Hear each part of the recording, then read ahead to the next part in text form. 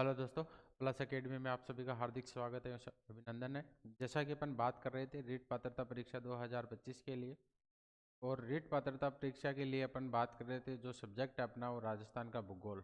और राजस्थान के भूगोल में अपनी जो चर्चा चल रही थी वो अपवाह तंत्र को लेकर चल रही थी। ठीक है, तो आज अपन जो अपवाह तंत्र के अंदर अपन ने जो एक क्लास हुई है अपन उसका थोड़ा सा रिविजन करते हैं। उसके बाद में अपन आगे वाली जो क्लास है उसकी बात करेंगे। ठीक है, तो जो आज अपनी जो पहली क्लास हो चुकी है अपवाह तंत्र की उसकी बात करते हैं।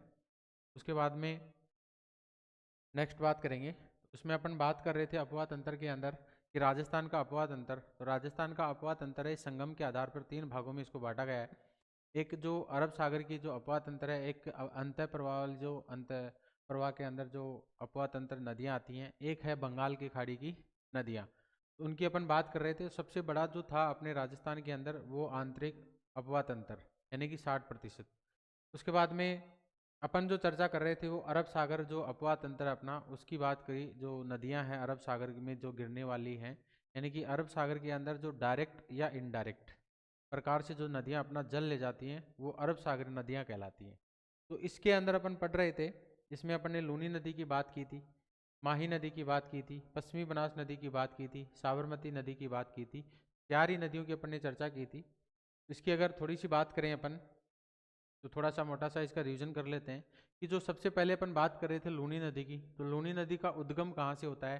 तो लूनी नदी का जो उद्गम है ये नाग पहाड़ अजमेर, नाग पहाड़ अजमेर, ठीक है, मध्य अरावली।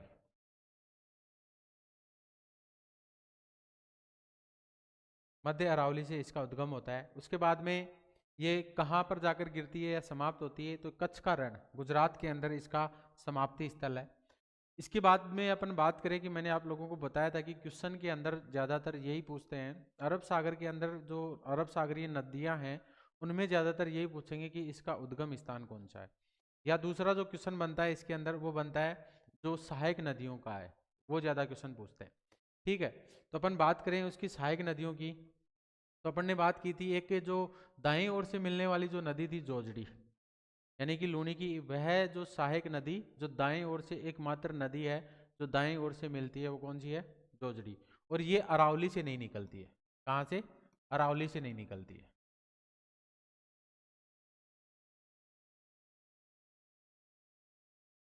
उसके बाद में अपन बात कर रहे थे लीलड़ी की, जो सहायक नदी है लीलड़ी। उसके बाद में बांडी, बांडी की जो एक सहायक नदी है गुहिया, गुहिया चुहिया, गुहिया चुहिया, ठीक है। उसके बाद में सुकड़ी, सुकड़ी नदी के ऊपर एक बांध है बांकली बांध, बांडी नदी के ऊपर भी एक बांध है हेमावास, और लूनी नदी के ऊपर भी एक बांध है जसवंत सागर बांध, ठीक है। उसके बाद में मीठड़ी, उसके बाद में जवाई, जो जवाई नदी है इसके ऊपर बना हुआ है जवाई बांध। कौन सा? जवाई बांध, ठीक है। ये जो खारी नदी है ये जवाई की ही सहायक नदी है जो सिरोही से निकलती है। कहाँ से? सिरोही से निकलती है। बाकी ये जो सारी नदियां हैं ये पाली से निकलती है। कहाँ से? पाली से निकलती है। ये जो सागी नदी है सहायक नदी है लूनी की, ये जसवंतपुरा की पहाड़ियां जालौर से, जसवंतपुरा की पहाड़ियां जालौर, जसवंतपुरा की पहाड़ियां जालौर से निकलती हैं। आप लोगों को पता है कि जसवंतपुरा की पहाड़ियों के अंदर एक जो ऊंची चोटी है जालौर के अंदर उसका क्या नाम है? डोरा पर्वत। तो सागी जो जालौर से निकलती है, तो ये जो कुछ सहायक नदियां हैं जो लूनी की सहायक नदियां हैं जिसमें लीलड़ी है, बांडी है, सुकड़ी है, मीठड़ी है, खारी है, ठीक है। तो इन नदियों के बारे में अपने को थोड़ा सा ध्यान में रखना है। ठीक, अपन बात करें, एक आती है कुकड़ी। कौन सी? कुकड़ी, यानी कि जिसके अंत में अड़ी लगा हुआ है, कुकड़ी। तो ये जो कुकड़ी नदी है ये सहायक नदी है पश्चिमी बनास की। किसकी? पश्चिमी बनास की। बाकी जिनके अंत में अड़ी लगा हुआ है, सुकड़ी, मीठड़ी, लीलड़ी, जोजड़ी, ठीक है, ये सारी की सारी नदियां हैं ये लूनी की सहायक नदी हैं। ठीक है, इसका थोड़ा सा ध्यान रखना है। ये जो कुकड़ी है ये पश्चिमी बनास की है। इसकी है? पश्चिमी बनास वाली। उसके बाद में अपन चर्चा कर रहे थे जोजड़ी, यानी कि मैंने आप लोगों को बताया था कि ऐसी जो नदी है जो दाईं ओर से आती है और एक सहायक नदी है जो अरावली से उद्गमित नहीं होती है। बांडी के बारे में मैंने आप लोगों को बताया था कि बांडी जो नदी है ये रासायनिक नदी है। केमिकल नदी, ठीक है। कारण रंगाई छपाई उद्योग, यानी कि पाली के अंदर जो प्रदूषित जल है वो इसमें आकर मिलता है, जिसे जो लूनी नदी है इसको अपन अधिकांशतः आधी खारी आधी मीठी के नाम से जानते हैं, ठीक है। बालोतरा से पहले तो ये मीठी होती है, बालोतरा के बाद में खारी हो जाती है। कुछ विशेषताओं के बारे में अपन ने चर्चा की थी, लेकिन आज अपन थोड़ा सा रिवीजन कर रहे हैं तो फास्ट करेंगे, ठीक है। उसमें जवाई बांध के बारे में अपन ने बात की थी, तो कौन सी नदी के ऊपर? जवाई नदी के ऊपर बना हुआ है। इसके अंदर जो एक तेई जल सुरंग बना हुआ है उदयपुर के अंदर, जो इसको जल पूर्ति करता है, ठीक है। ये मारवाड़ का अमृत सरोवर भी कहते हैं किसको? जवाई बांध को। उसके बाद में अपन बात कर रहे थे साबरमती की, तो जो साबरमती जो नदी है ये पदराना हिल्स पहाड़ी जो उदयपुर है वहाँ से निकलती है, और बाद में उदयपुर से निकलकर इसका जो अपवाह क्षेत्र है उदयपुरी है, उसके बाद में गुजरात में चली जाती है, ठीक है। उसके बाद में गुजरात में निकल जाती है, और गुजरात के अंदर इसके शहर बने हुए हैं अहमदाबाद और गांधीनगर। अहमदाबाद और गांधीनगर, एक है साबरमती। उसके बाद में खंबात की खाड़ी गुजरात में समाप्ति स्थल है इसका। इसमें अगर अपन बात करें कि इसकी जो सहायक नदी है, एक तो वेतरक है, हतमती है, वेस्मा है, माजम है, मानसी वाकल है और सेई। सेई वही नदी है जो जवाई बांध को जलापूर्ति करती है उदयपुर से पाली की ओर, ठीक है ना। इसके ऊपर मैंने आप लोगों को बताया था कि मानसी और वाकल है, तो मानसी और वाकल नदियों पर राजस्थान की सबसे लंबी जो जल सुरंग है देवास जल सुरंग उदयपुर में बनाई गई है, ठीक है। सेई नदी, तो सेई नदी पर राजस्थान की पहली जल सुरंग सेई जल सुरंग उदयपुर में बनाई गई है। उसके बाद में अपन बात कर रहे थे पश्चिमी बनास की, तो पश्चिमी बनास जो नदी है इसका जो उद्गम है ये नया सनवाड़ा से उद्गम होता है। इसका नया सनवाड़ा या नव सनवाड़ा पहाड़ी सिरोही से उसका उद्गम होता है, और ये लिटिल कच्छ के अंदर जाकर समाहित होती है, ठीक है। इसकी बात करें सहायक नदियों की, तो सहायक नदी में देखें तो सूकली, सीपू या कुकड़ी, कुकड़ी भी है इसकी सहायक नदी। इस तरीके से इनकी सहायक नदियां हैं। उसके बाद में अपन ने बात की माही नदी की, तो माही नदी को मैंने आप लोगों को बताया कि ये एमपी से निकलती है। कहाँ से? एमपी से निकलती है, और यू आकार में, उल्टा यू आकार के रूप में चलती है, और ये कर्क रेखा को दो भागों में कर्क रेखा को दो बार काटती है, ठीक है। राजस्थान के अंदर ये प्रवेश करती है बांसवाड़ा के अंदर, बांसवाड़ा में खांदू, ठीक है। खांदू नगर के अंदर ये प्रवेश करती है बांसवाड़ा में, राजस्थान के अंदर जो प्रवेश क्षेत्र है इसका। उसके बाद में इसको जो अन्य नाम है इसके, आदिवासियों की गंगा, वागड़ की गंगा, काठल की गंगा, दक्षिणी राजस्थान की श्रवण रेखा के नाम से जानते हैं, ठीक है। अपन ने बहाव इसकी कुछ विशेषताओं के बारे में देखा था कि उल्टे यू आकार में है, कर्क रेखा को दो बार काटती है, और यहाँ पर मैंने आप लोगों को बताया था कि ये मेहद झील अमरेरू से निकलती है, एमपी से निकलती है, और राजस्थान के अंदर खांदू गांव बांसवाड़ा में प्रवेश करती है, खांदू गांव बांसवाड़ा में प्रवेश करती है। और इसके बाद में अपन चर्चा करें कि ये सीमा बनाती हुई निकलती है, बांसवाड़ा और प्रतापगढ़, बांसवाड़ा और डूंगरपुर की दो सीमा का निर्धारण करती है। और इसके ऊपर वेणेश्वर धाम डूंगरपुर के अंदर जो माघ पूर्णिमा को इस यहाँ पर मेला लगता है आदिवासियों का, जिसे कुंभ भी कहते हैं, यानी कि एक तो आती है इधर उदयपुर से सोम नदी, और एक आती है इधर प्रतापगढ़ से कौन सी? जाखम नदी। और एक नदी है जो मेन नदी है माही नदी, और यहाँ पर है त्रिवेणी संगम। तीन नदियों का जो संगम है उसे बोला गया है त्रिवेणी संगम, जो वेणेश्वर धाम यहाँ पर स्थित है। तो यहाँ पर आदिवासियों का जो कुंभ है, मेला है, वेणेश्वर मेला, वो बढ़ता है, ठीक। इसके बाद में मैंने आप लोगों को बताया कि इसके यहाँ पर कुछ बांध बनाए हैं, माही बजाज सागर, कागदी पिकअप बांध है, ठीक। उसके बाद में कडाना बांध है, कडाना बैंक वाटर है जो डूंगरपुर के अंदर बनाया है मत्स्य पालन के लिए, इसी के जस्ट थोड़ा सा पीछे बनाया गया है। तो इस तरीके से अपन ने माही की बात की। इसमें अपन ने जो चर्चा नहीं की थी, एक वो चर्चा ये नहीं की थी कि अपन ने इसकी जो सहायक नदियां हैं उनकी चर्चा अपन ने नहीं की थी। तो इसकी सहायक नदियों की अगर अपन बात करें तो इसमें है एक ईरू, कौन सी? ईरू, या इसको एराव भी कहते हैं, ईरू या एराव, ठीक है। एक इसकी जो सहायक नदी है वो चाप, कौन सी है? चाप। उसके बाद में इसकी सहायक नदियों में अपन ने जाखम नदी तो देखी है, जाखम। उसके बाद में इधर एक अपन ने सोम नदी देखी है जो त्रिवेणी संगम बनाते हैं। उसके बाद में एक है मोरेन, कौन सी? मोरेन। एक है मोरेल, मोरेल जो नदी है अपन उसकी आगे बात करेंगे, यहाँ पर है मोरेन, ठीक है ना, ये थोड़ा सा ध्यान रखना। एक चाप नदी है, एक मोरेन है, एक सोम नदी है, जाखम है, ईरू या एराव है, और इस तरीके से एक अनास नदी भी है जो एमपी से निकलती है। कौन सी नदी? अनास नदी है जो एमपी से निकलती है। इस तरीके से ये जो सहायक नदियां हैं, ये किसकी सहायक नदियां हैं? माही की सहायक नदियां हैं। तो यहाँ तक अपन ने चर्चा कर ली थी। जो पिछला जो अपना लेक्चर है इसमें अपन ने थोड़ा सा इसके बारे में देखा था। यहाँ पर जो सहायक नदियों की अपन ने चर्चा नहीं की थी, जो आज मैंने आप लोगों को बता दिया, और इसका थोड़ा सा रिविजन भी मैंने आप लोगों को करवा दिया। आगे अपन बात करें तो ये बांध परियोजना है जिसके बारे में अपन चर्चा कर रहे थे, ठीक है ना। ये अब मैंने आप लोगों को करवा दिया है। उसके बाद में अपन चर्चा कर रहे थे नेक्स्ट क्लास की। अगर अपन बात करें तो आज जो अपन चर्चा करेंगे वो आंतरिक प्रवाह वाली, राजस्थान में जो आंतरिक प्रवाह तंत्र की नदियां हैं, यानी कि राजस्थान के अंदर 60% भाग पर कौन सी नदियां हैं आंतरिक प्रवाह वाली, उसमें अपन चर्चा करेंगे। एक है घग्गर नदी, उसके बाद में दूसरी जो आंतरिक प्रवाह वाली नदी है कांतली नदी, जो तीसरी बात करेंगे अपन कांकनी नदी या मसूरदी नदी जो जैसलमेर के अंदर, साबी नदी, रूपारेल नदी, बाणगंगा नदी, और जो सांबर के अंदर जो जल लेके आती है अपनी, उन नदियों की अपन चर्चा करेंगे, ठीक है।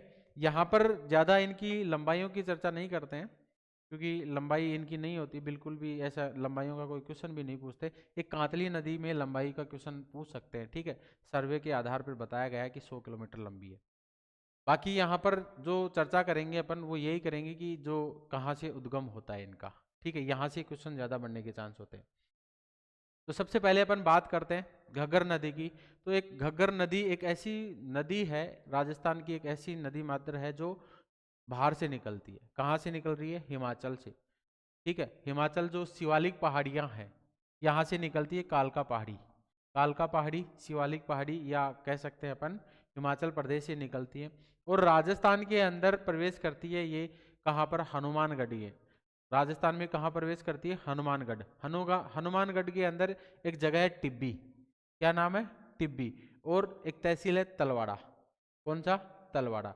ये तलवाड़ा में प्रवेश करती है टिब्बी, या हनुमानगढ़ के अंदर प्रवेश करती है। उससे पहले ये नदी पंजाब में, उसके बाद में हरियाणा, और हरियाणा के बाद में राजस्थान के अंदर प्रवाहित होती है। राजस्थान में प्रवेश करती है तलवाड़ा, टिब्बी, हनुमानगढ़ में। उसके बाद में ये जो नदी है आगे फोर्ट अब्बास पाकिस्तान तक, फोर्ट अब्बास पाकिस्तान तक चली जाती है। अगर पानी का बहाव तेज है, ये मानसूनी वर्षा जब तेज हो जाए उस समय जो इसका पानी है ये फोर्ट अब्बास तक पहुंच जाता है। यानी कि जब वर्षा की मात्रा अधिक बढ़ जाए तो इस नदी का पानी है ये फोर्ट अब्बास पाकिस्तान तक पहुंच जाता है, ठीक है। यहाँ पर अगर यहाँ देखें अपन तो राजस्थान के अंदर इसका जो विस्तार है ये हनुमानगढ़ में देखने को मिलता है। हनुमानगढ़ में, क्योंकि हनुमानगढ़ में तो प्रवेश ही कर रही है तो हनुमानगढ़ तो रहेगा ही रहेगा। उसके बाद में, इसके बाद में आता है गंगानगर, और गंगानगर के बाद में एक जो नया जिला बनाया है अपना अनूपगढ़, उसमें इसका विस्तार है। जो प्रवाह क्षेत्र है इसका हनुमानगढ़, गंगानगर और अनूपगढ़ में इसका प्रवाह क्षेत्र है। तो हनुमानगढ़ के अंदर इसको नाली के नाम से जानते हैं, इसके नाम से, हनुमानगढ़ में इसे नाली के नाम से जानते हैं, और पाकिस्तान में इसे हकरा के नाम से जानते हैं। इसके नाम से, हकरा के नाम से जानते हैं। हनुमानगढ़ में स्थानीय भाषा में इसे नाली कहा गया है और पाकिस्तान में इसे हकरा कहा गया है। तो इस तरीके से अपन घग्गर नदी की बात करें तो ये शिवालिक पहाड़ी या कालका पहाड़ी हिमाचल प्रदेश से निकलती है, राजस्थान में प्रवेश करती है टिब्बी नामक स्थान पर, यानी कि तलवाड़ा तहसील है हनुमानगढ़ की, वहां पर ये राजस्थान में प्रवेश करती है। मैं बात करूं कि माही नदी, तो जो माही नदी है ये कहां प्रवेश करती है राजस्थान के अंदर? ये करती है खांदू, खांदू गांव, बांसवाड़ा, ठीक है, ये याद रखना है थोड़ा सा, ठीक। तो माही नदी खांदू गांव बांसवाड़ा के अंदर प्रवेश करती है, और जो घग्गर नदी है ये हनुमानगढ़ के अंदर प्रवेश करती है टिब्बी नामक स्थान पर। कहां पर? टिब्बी नामक स्थान पर। उसके बाद में इसका जो प्रवाह क्षेत्र है ये हनुमानगढ़, गंगानगर, अनूपगढ़ में है, और इसे हनुमानगढ़ में इसे नाली के नाम से जाना जाता है।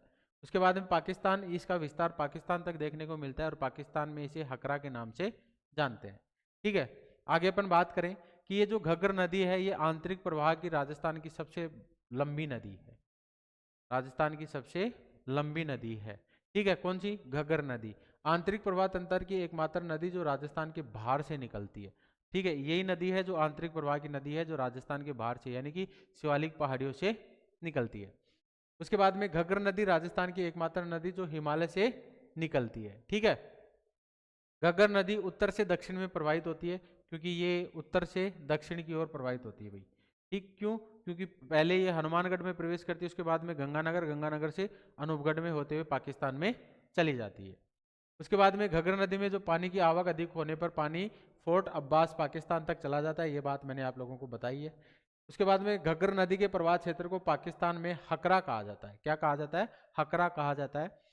घग्गर नदी के प्रवाह क्षेत्र को हनुमानगढ़ में किस नाम से जानते हैं? तो हनुमानगढ़ में इसे नाली के नाम से जानते हैं। किस नाम से जानते हैं? नाली के नाम से जानते हैं। तो इतनी सी चीजें याद रखनी है, ज्यादा इसमें ज्यादा खास नहीं है। अगर अपन बात करें कि इसके बारे में कई बार पूछ लेते हैं कि इसे किस किस नाम से या उपनाम हैं इसके घग्गर नदी के, तो इसे प्राचीन काल में इसे सरस्वती नाम से जानते थे। किस नाम से जानते थे? सरस्वती नाम से प्राचीन काल में। अब इसके अंदर पानी नहीं है, तो पानी नहीं आता, तो इसे मृत नदी के नाम से, मृत नदी के नाम से इसे जानते हैं। ठीक है, ये जो नट नदी है या सोता नदी के नाम से भी जानते हैं, क्योंकि अब ये सो चुकी है, यानी कि अब इसमें अंदर पानी नहीं है, इसलिए नट नदी या सोता के नाम से जानते हैं। दृश्यवती की नदी के नाम से भी इसे जानते हैं। तो ये चीज थोड़ा सा याद रखना है। अभी तक अपन ने क्या पढ़ा घग्गर नदी के बारे में?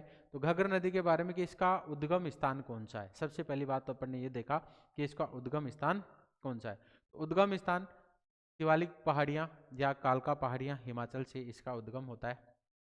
ठीक है, उसके बाद में ये बहते हुए आती है हिमाचल में, हिमाचल के बाद में पंजाब हरियाणा में बहते हुए राजस्थान में प्रवेश करती है। और राजस्थान के अंदर ये कहाँ पर प्रवेश करती है? सबसे पहले तो यही बनता है क्वेश्चन कि राजस्थान में कहाँ प्रवेश करती है घग्गर नदी? तो कहाँ करती है? तलवाड़ा तहसील टिब्बी नामक स्थान पर हनुमानगढ़ में प्रवेश करती है। हनुमानगढ़ से बाद में ये गंगानगर, गंगानगर के बाद में अनूपगढ़, क्योंकि नया जिला बनाया गया। कौन सा? अनूपगढ़। पहले तो दो ही जिले थे, हनुमानगढ़ और गंगानगर। अब जो नया जिला बना दिया तो उसके अकॉर्डिंग ये अनूपगढ़ में भी प्रवाहित होती है। उसके बाद में इसे हनुमानगढ़ में एक नाम से जानते हैं जिसे नाली कहते हैं। क्या कहते हैं? नाली कहते हैं। और पाकिस्तान में इसे हकरा के नाम से जानते हैं। यानी कि राजस्थान की जो अंतर प्रवाह की सबसे लंबी नदी है कौन सी? घग्गर नदी। उसके बाद में एक आती है कांतली नदी। इसके बाद में पढ़ेंगे अपन कांतली नदी। तो राजस्थान की सबसे बड़ी अंतर प्रवाह की जो नदी है वो है घग्गर। राजस्थान की अंतर प्रवाह नदी।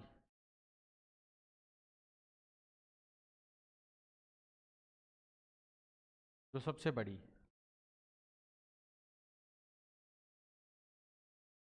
ठीक है, तो ये है की।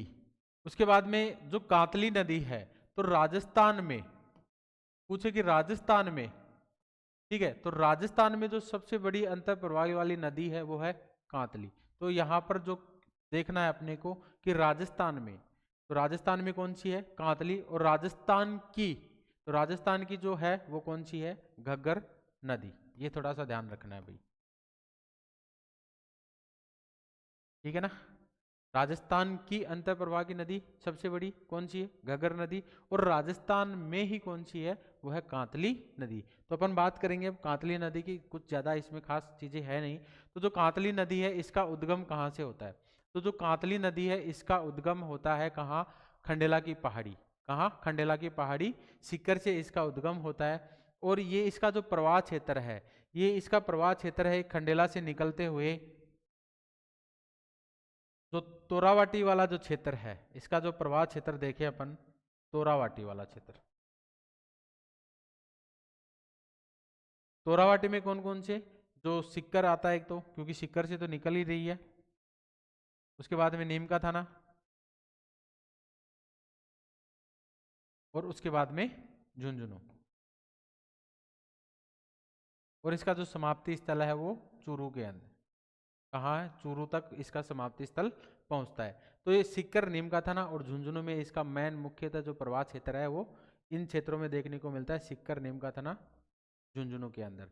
ठीक है, अगर अपन बात करें इस कांतली नदी के ऊपर, मैं आप लोगों को बता दूं कि नीम का थाना के अंदर इस कांतली नदी के ऊपर एक गणेशर सभ्यता है।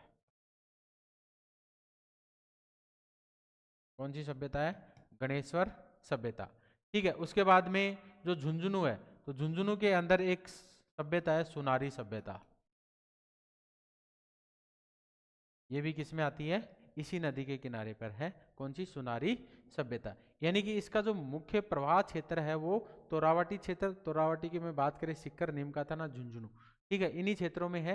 अंतिम में थोड़ा बहुत जो सिक्कर के टच में है, झुंझुनू वाले जो टच में है, चूरू वाला पोर्शन वहां पर, लेकिन चूरू नहीं भी हो तो भी कोई दिक्कत नहीं। तो इसका जो प्रवाह क्षेत्र है वो सिक्कर, नीमका थाना, झुंझुनू। नीमका थाना के अंदर एक सभ्यता है इस नदी के किनारे, वो है गणेशर सभ्यता, और झुंझुनू के अंदर है सुनारी सभ्यता। तो सबसे पहले तो इसका यही देखना है कि इसकी जो उद्गम होता है इस कांतली नदी का, वो कहाँ से? खंडेला की पहाड़ी सीकर से उद्गम होता है। उसके बाद में इसका जो अपवाह क्षेत्र है या प्रवाह क्षेत्र है वो तोरावाटी क्षेत्र, जिसमें सिक्कर, झुंझुनू, नीमका थाना, ठीक है, इसका सर्वे किया गया था। तो सर्वे के अनुसार अगर अपन बात करें, इसकी लंबाई देखी गई, तो राजस्थान में इसकी जो लंबाई है, अंतर प्रवाह में अगर अपने को बात करनी है लंबाई की, वो एक कांतली नदी की बात करेंगे अपन, ठीक है, बाकी जो अंतर प्रवाह के अंदर अपन लंबाई की बात नहीं करेंगे। तो इसकी जो लंबाई है वो 100 किलोमीटर, कितनी? 100 किलोमीटर। तो राजस्थान में जो अंतर प्रवाह की सबसे बड़ी नदी है वो कौन सी है? कांतली। और राजस्थान की जो अंतर प्रवाह की जो सबसे बड़ी नदी है वो कौन सी है? घग्गर नदी। थोड़ा सा ये चीज ध्यान रखना है, ठीक है। केवल राजस्थान में बहने वाली सबसे लंबी आंतरिक अपवाह तंत्र की नदी, ठीक है, जो खंडेला की पहाड़ी सीकरे से निकलती है, और उसके बाद में इसका जो प्रवाह क्षेत्र है तोरावाटी प्रवाह क्षेत्र। तो इतनी सी चीज अपने को थोड़ा सा इसका उद्गम और इसका जो प्रवाह क्षेत्र, इसकी जो लंबाई है, ये इस पे थोड़ा सा ज्यादा फोकस करते हैं, इसकी लंबाई, क्योंकि अंतर प्रवाह के अंदर अपन लंबाइयों की बात नहीं करते हैं। उसके बाद में एक आती है काकने, या जो काकनी, या इसे अपन कह सकते हैं मसूरदी। तो ये जैसलमेर की एक नदी है। जैसलमेर के अंदर एक कोटड़ी की पहाड़ियां हैं, वहां से निकलती है जैसलमेर में, और इसका जो प्रवाह क्षेत्र है जैसलमेर के अंदर ही। कहाँ? जैसलमेर के अंदर। और इसके ऊपर एक मीठे पानी की झील है, उस झील का नाम है भुज झील। क्या नाम है? भुज झील। यानी कि डेजर्ट वाली, मरुस्थल वाली नदी है भाई ये, मरुस्थलीय नदी है भाई ये, ठीक है। यानी कि एक जैसलमेर के अंदर आप लोगों को पता है कि डेजर्ट है, वहां पर ये नदी प्रवाहित होती है। आंतरिक जो प्रवाह, अंतर प्रवाह वाली नदी है कौन सी? काकने या काकनी या मसूरदी, किसी भी नाम से आ सकता है, ठीक है ना। ये कहाँ से निकलती है? कोटड़ी की पहाड़ियां, जैसलमेर से निकलती है। इसका जो प्रवाह क्षेत्र है जैसलमेर के अंदर ही है, और इस नदी के ऊपर जैसलमेर में एक मीठे पानी की झील है, कौन सी? भुज झील। कौन सी झील है? भुज झील। जो काकने या मसूरदी है, ये आंतरिक प्रवाह तंत्र की सबसे छोटी नदी, ठीक है, सबसे छोटी नदी कौन सी है? काकने या मसूरदी नदी, ठीक है। कोटड़ी की पहाड़ियां जैसलमेर से निकलती है, और जैसलमेर में ही इनका इसका समाप्ति स्थल है, ये मान के चलो जैसलमेर में ही प्रवाह होता है इसका। और इसके ऊपर एक झील बनी हुई है जिसका नाम है भुज झील, मीठे पानी की झील है, इसका नाम क्या है? भुज झील, ठीक है। तो इस तरीके से थोड़ी सी चीज याद रखनी है अपने को अंतर प्रवाह के अंदर मसूरदी या काकने की, ठीक। उसके बाद में अपन बात करें साबी, ठीक है। एक है, अपन ने लूनी नदी के अंदर पढ़ा था अपन ने सागी, जो लूनी की सहायक नदी थी, जो जालोर से निकल रही थी। कहाँ से? जालोर, जसवंतपुरा की पहाड़ियों से निकल रही थी, कौन सी? सागी। ये है साबी, साहिबी नदी, जो जिसे अपन नजफगढ़ का नाला के नाम से भी जानते हैं, क्योंकि ये कहाँ से निकलती है? सेवर की पहाड़ियाँ, शाहपुरा, या अपन कह सकते हैं जयपुर ग्रामीण से निकलती है। और उसके बाद में इसका जो प्रवाह क्षेत्र देखें अपन, तो जयपुर ग्रामीण, कोटपुतली बैरोड, कोटपुतली बैरोड, खैरतल तिजारा, और खैरतल तिजारा के बाद में जो हरियाणा की सीमा आ जाती है गुड़गांव, कौन सा? गुरुग्राम। तो गुरुग्राम के अंदर ये प्रवाहित होती है, और गुरुग्राम में यहाँ पर एक नाले के रूप में बहती है, तो इसे कहते हैं नजफगढ़ का नाला। किस नाम से जानते हैं? नजफगढ़ का नाला। तो इसे नजफगढ़ का नाला कहाँ कहा गया है? हरियाणा के अंदर, गुरुग्राम के अंदर कहा गया है, ठीक है। ये सेवर की पहाड़ियां, साबी जो नदी है शाहपुरा जयपुर ग्रामीण से निकलती है, और कोटपुतली, बहरोड, खैरतल तिजारा से होते हुए आगे बहती है, और अंत में कहाँ पर जाती है? हरियाणा में प्रवेश करती है, और हरियाणा में इसे एक अलग नाम से जाना गया, नजफगढ़ का नाला। साबी नदी राजस्थान की एकमात्र नदी जो दक्षिण से उत्तर में प्रवाहित होती है, यानी कि दक्षिण से उत्तर की ओर प्रवाहित होती है और हरियाणा में जाती है तथा नजफगढ़ झील पाटौदी गुरुग्राम में गिरती है। ठीक है ना, इतनी सी चीज याद रखना है कि हरियाणा के अंदर जाते ही ये गुरुग्राम में पहुंचती है, यहाँ पर है एक नजफगढ़ झील, वहां पर ये समाहित हो जाती है, वहां पर जाकर गिरती है, तो इसे हरियाणा में नजफगढ़ का नाला के नाम से जानते हैं। ठीक, कहाँ से निकलती है? सापुरा, सेवर की पहाड़ियाँ, सापुरा, जयपुर ग्रामीण से निकलती है। तो जयपुर ग्रामीण के बाद में अगर हरियाणा जाना है इसको, तो हरियाणा जाएगी तो कैसे? कोटपुतली बहरोड जाएगी, क्योंकि नया जिला बनाया। कोटपुतली बहरोड के बाद में खैरतल तिजारा जो नया जिला बनाया उसमें जाती है। पहले जब ये नए जिले नहीं बनाए थे तो जयपुर से निकलती थी, जयपुर के बाद में ये कोटपुतली जयपुर के अंदर ही आता था, उसके बाद में अलवर होते हुए कहाँ अंतिम इसका हरियाणा के अंदर प्रवेश कर जाती थी। लेकिन नए जिले बनाने के अकॉर्डिंग ये सेवर की जो पहाड़ियाँ सापुरा जयपुर ग्रामीण से निकलती है। जयपुर ग्रामीण में इसका प्रवाह क्षेत्र है, क्योंकि जयपुर ग्रामीण से तो निकल ही रही है, कोटपुतली बहरोड और खैरतल तिजारा। ठीक है, तो कोटपुतली जयपुर का ही भाग था पहले जब ये नए जिले नहीं बने थे, और ये जो बहरोड और खैरतल तिजारा ये अलवर का भाग था। तो उस समय ये जयपुर से निकलकर अलवर से प्रवाहित होके हुए कहाँ जाती थी? हरियाणा के अंदर, जिसे हरियाणा में इसे नजफगढ़ का नाला के नाम से जानते हैं। इतनी सी चीज याद रखनी है। उसके बाद में एक नदी आती है रूपा रेल नदी। तो रूपा रेल नदी है, ये उदयनाथ की पहाड़ियां अलवर से निकलती है। कहाँ से? उदयनाथ की पहाड़ियां अलवर से निकलती है। इसका अगर अपन प्रवाह क्षेत्र देखें तो अलवर, डीग और भरतपुर, अलवर, डीग और भरतपुर। आगे अपन इसे अन्य नाम से भी जानते हैं, इसे रूप नारायण नदी या लसवाड़ी नदी या वराहा नदी के नाम से जानते हैं। आगे अपन बात करते हैं इसकी कि इस नदी के ऊपर भरतपुर के अंदर एक मोती झील, क्या मोती झील नाम से बनी हुई है, एक झील बनी हुई है मोती झील, जो मीठे पानी की झील है। कैसी है? मीठे पानी की झील है। कि रूपारेल नदी पर भरतपुर में मोती झील बांध बनाया गया है, जो एक मीठे पानी की झील है। इसे भरतपुर की जीवन रेखा भी कहते हैं। क्या कहते हैं? भरतपुर की जीवन रेखा भी कहते हैं। किसे? मोती झील या मोती बांध को। तो इतनी सी चीज इसमें याद रखनी है कि मोती झील या जो मोती बांध है ये कहाँ बनाया गया है और कौन सी नदी के ऊपर बनाया गया है। तो ये कौन सी नदी के ऊपर बनाया गया है? रूपारेल नदी के ऊपर, जो अलवर से निकलती है, उदयनाथ की पहाड़ियों से निकलती है। ठीक है ना, इतनी सी चीज इसमें याद रखना है, जो भरतपुर को जल उपलब्ध कराती है, सिंचाई के लिए पानी उपलब्ध कराती है। ठीक है, और क्योंकि ये भरतपुर की सिंचाई के लिए जलापूर्ति करती है, जो उदयनाथ की पहाड़ियाँ अलवर से निकलती है, इसके ऊपर डीग के ऊपर भी एक बांध बनाया गया है। कौन सा बांध है?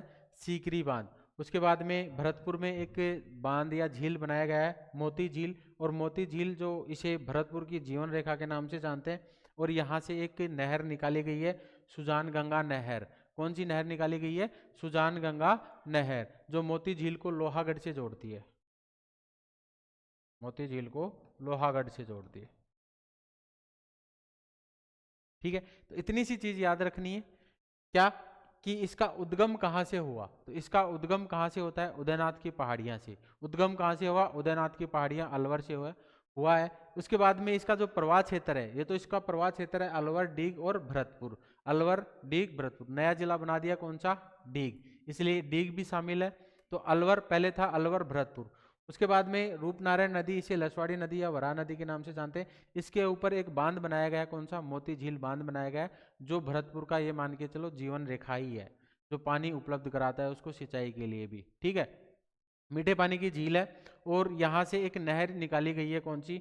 सुजान गंगा नहर निकाली गई है, जो लोहागढ़, मोती झील से लोहागढ़ तक जो जोड़ती है। ठीक है, एक लिंक चैनल है सुजान गंगा नहर। उसके बाद में अपन बात करें कौन सी नदी है? बाणगंगा नदी। तो बाणगंगा जो नदी है ये कहाँ से निकलती है? तो सबसे पहले बात करें तो बैराट की पहाड़ियाँ, जो कोटपुतली बहरोड है, यहाँ से इसका उद्गम होता है।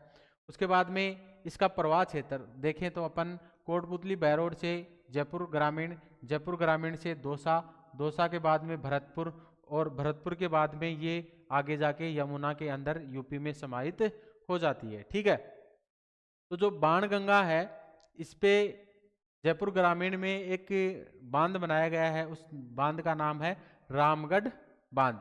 क्या नाम है? रामगढ़ बांध। उसके बाद में भरतपुर के अंदर एक बांध है अनजान बांध। अजान बांध है जो जिसको पानी की अगर कमी हो जाए तो जलापूर्ति करता है एक पांचना बांध। कौन सा बांध? पांचना बांध। और एक नदी है करौली की गंभीर नदी। कौन सी नदी है? गंभीर नदी। ये अनजान बांध को क्या करवाती है? पानी या जलापूर्ति की कार्य करती है। कौन सी? एक तो गंभीर नदी है जो करौली से निकलती है और एक है पांचना बांध। तो इस अजान बांध के बात करें तो भरतपुर में एक अभ्यारण्य है। कौन सा? केलादेव अभ्यारण्य। कौन सा अभ्यारण्य है? केलादेव अभ्यारण्य है। तो अगर अपन बात करें कि बाणगंगा जो नदी है कहाँ से निकलती है, सबसे पहली बात तो ये है कि कहाँ से निकलती है। तो ये बैराठ की जो पहाड़ियाँ हैं, जो पहले तो जयपुर के अंदर आती थी लेकिन वर्तमान में ये जो नए जिले बनाए हैं कोटपुतली, बैरोड, ये वहाँ से प्रवाहित होती है। इसका जो प्रवाह क्षेत्र देखें उसके बाद में जयपुर ग्रामीण से दौसा, दौसा के बाद में भरतपुर। ठीक है, और भरतपुर के बाद में जो यूपी वाला जो क्षेत्र है, आगरा वाला, उत्तर प्रदेश, वहाँ ये यमुना के अंदर समाहित हो जाती है। यानी कि बाणगंगा और यमुना के बीच में एक रोही दोआब बनता है। कौन सा? रोही दोआब। यानी दो नदियों के बीच का जो मैदान होता है उसे कहते हैं दोआब। तो वहां पर एक कौन सा आब है? रोही दोआब। सेकंड ग्रेड में ये क्वेश्चन पूछा गया था, एक बार लैब असिस्टेंट के अंदर भी आया था क्वेश्चन। कौन सा? रोही दोआब वाला। यहाँ पर अगर अपन बात करें कि बाणगंगा के ऊपर दो बांध बनाए गए हैं, एक है रामगढ़ बांध जो जयपुर ग्रामीण के अंदर बनाया है यहाँ, उसके बाद में भरतपुर के अंदर है अजान बांध जो भरतपुर के अंदर है, केलादेव अभ्यारण्य वहाँ पर है। और इसकी अगर मान के चलें कि यहाँ पर पानी की कमी हो जाती है तो पानी की कमी होने पर यहाँ पर एक बांध है पांचना बांध। कहाँ? करौली के अंदर। और करौली में एक नदी है गंभीर नदी। कौन सी? गंभीर नदी, जो अजान बांध को पानी या जलापूर्ति करते हैं। ठीक है, इतनी सी चीज याद रखना है। कई बार क्वेश्चन पूछते हैं कि अजान बांध को पानी या जलापूर्ति कहाँ से की जाती है, तो पांचना बांध या करौली से की जाती है। करौली की एक नदी है, कौन सी? गंभीर नदी। ठीक है ना। और ये जो रामगढ़ बांध है यहाँ पर, इसमें भी अगर जल की पूर्ति की जाए तो यहाँ की जाती है इसरदा बांध से। इसरदा बांध से सवाई माधोपुर। कहाँ से? इसरदा बांध सवाई माधोपुर से करते हैं। ठीक है, इतनी सी चीज इसमें याद रखनी है। उसके बाद में अपन इसे अन्य नाम से भी जानते हैं। एक तो इसे अर्जुन की गंगा के नाम से जानते हैं, ताला नदी और रुंडित नदी। तो रुंडित नदी वह नदी होती है जो वे सहायक नदियां जो मुख्य नदी में गिरने से पहले क्या हो जाती है? समाप्त हो जाती है। उसे क्या कहते हैं? रुंडित नदी कहते हैं। क्या कहते हैं? रुंडित नदी। तो जो बनास नदी है ये एक रुंडित नदी है। बाणगंगा जो नदी है ये एक रुंडित नदी है, क्योंकि ये नदी में गिरने से पहले क्या हो जाती है? समाप्त हो जाती है। उसके बाद में अपन बात करें जो अंतर प्रवाह के अंदर जो सांबर झील वाली जो कुछ नदियां हैं जो सांबर झील के अंदर जो गिरती हैं, उसमें अपन सबसे पहले देखें मनोहरपुर की जो पहाड़ियों से निकलती है जयपुर ग्रामीण से, वो है मेथा। कौन सी नदी है? मेथा। इसे मेधा इस तरीके से भी ठीक है लिख सकते हैं। जो मनोहरपुर की पहाड़ियां जयपुर ग्रामीण से निकलती है और सांबर झील में समाहित हो जाती है। उसके बाद में मध्य अरावली अजमेर से निकलती है एक रूपनगढ़। उसके बाद में सीकर से निकलती है एक नदी खंडेला, और एक नागौर से निकलती है खारी नदी। ठीक है, तो ये जो चार नदियां हैं जो सांबर झील के अंदर अपना जल डालती हैं, जिसमें सबसे ज्यादा जो लवणता वाली जो नदी है वो कौन सी है? मेथा नदी। ठीक है, कौन सी? मेंथा नदी। जो सांबर में सर्वाधिक लवणता जमा करने वाली नदी है, कौन सी? मेंथा नदी। तो इनको भी थोड़ा सा ध्यान रखना है कि सांबर झील में गिरने वाली नदियां कौन कौन सी हैं। समूह दे देंगे और पूछेंगे कि कूट वाला जो क्वेश्चन आते हैं कई बार, तो यहाँ से पूछते हैं। तो ये याद रखना है, मेंथा नदी, रूपनगढ़। तो रूपनगढ़ है कहाँ से निकलती है? मध्य अरावली अजमेर से निकलती है। सीकर से एक निकल कर जाती है कौन सी? खंडेला नदी। और नागौर से आती है एक खारी नदी। तो ये जो नदियां हैं ये सांबर झील की नदियां हैं जो सांबर झील के अंदर अपना जल डालती है। और सबसे ज़्यादा जो लवणता वाली जो नदी है वो कौन सी है, मेथा नदी। और ये जो मध्य अरावली से आती है रूपनगढ़, ये दक्षिण में आकर गिरती है यहाँ से। ये तो आपको डायग्राम में दिखाई दिया ऊपर से, ये दक्षिण वाली नदी है जो दक्षिण में आकर अपना जल सामर झील में डालती है। ठीक है, तो इनको भी थोड़ा सा ध्यान में रखना है। तो आज जो अपन चर्चा की अपन ने, तो आज अपन ने जो चर्चा की है वो नदी है कौन सी, जो आंतरिक अपवाह जो प्रवाह तंत्र वाली नदियां हैं उनकी अपन ने चर्चा की कि राजस्थान को अपन ने नदियों को 3 भागों में संगम के आधार पर 3 भागों में बांटा है। कौन कौन सी नदियां, एक अरब सागर की नदियां, एक बंगाल की खाड़ी की नदियां, और एक है आंतरिक जो अपवाह वाली जो नदियां हैं। ठीक है, तो अपन ने अभी तक जो चर्चा की है अरब सागरी वाली नदियों की चर्चा की, यानी कि वे नदियां जो अपना जल अरब सागर में डालती है, चाहे वो डायरेक्ट डालें चाहे वो इनडायरेक्ट डालें, चाहे वो प्रत्यक्ष रूप से डालें या अप्रत्यक्ष रूप से डालें। वे नदियां जो बंगाल की खाड़ी में अपना जल डालती हैं वो कौन सी नदियां, वो बंगाल की खाड़ी की नदियां कहलाएंगी। ठीक है, चाहे वो प्रत्यक्ष रूप से डाले चाहे अप्रत्यक्ष रूप से डाले। ठीक है, कुछ नदियां हैं जो आंतरिक है, अंतर प्रवाह की नदियां हैं, उन्हें क्या क्या कहा गया है, आंतरिक प्रवाह तंत्र। तो आंतरिक प्रवाह वाली जो नदियां हैं उसमें घग्गर नदी की अपने चर्चा की, कांतली नदी, कांकरे जो जैसलमेर वाली है, साबी नदी, रूपारेल नदी, बाणगंगा नदी, सांबर झील की नदी। यहाँ से जो अपने को सबसे ज्यादा जो क्वेश्चन याद करना है, ये इतना ही करना है, उद्गम स्थान। कौन सा, उद्गम स्थान। इन नदियों का उद्गम स्थान याद रखना है सबसे पहले तो यही। ठीक है, यहाँ पर कौन कौन सी झीलें हैं इनके थोड़ा सा जो चैनल बना रखे हैं, जो लिंक से जोड़ रखा है, उनको थोड़ा सा ध्यान रखना है। एक जो नदी है अपनी कांतली नदी, इसकी लंबाई बताई गई है सर्वे के अनुसार 100 किलोमीटर। कितनी है, 100 किलोमीटर। ठीक है, ये याद रखना है। बाकी लंबाई अपने को आंतरिक जो अपवाह जो तंत्र वाली नदियां हैं इनमें अपने को लंबाई बिल्कुल भी ध्यान नहीं रखनी है। तो आज जो अपने चर्चा की वो आंतरिक प्रवाह वाली जो नदियां हैं उनकी चर्चा की। कल जो अपनी क्लास होगी, जो लास्ट जो क्लास होगी अपवाह तंत्र से राजस्थान की, वो होगी बंगाल की खाड़ी की नदियां। ठीक है, धन्यवाद दोस्तों।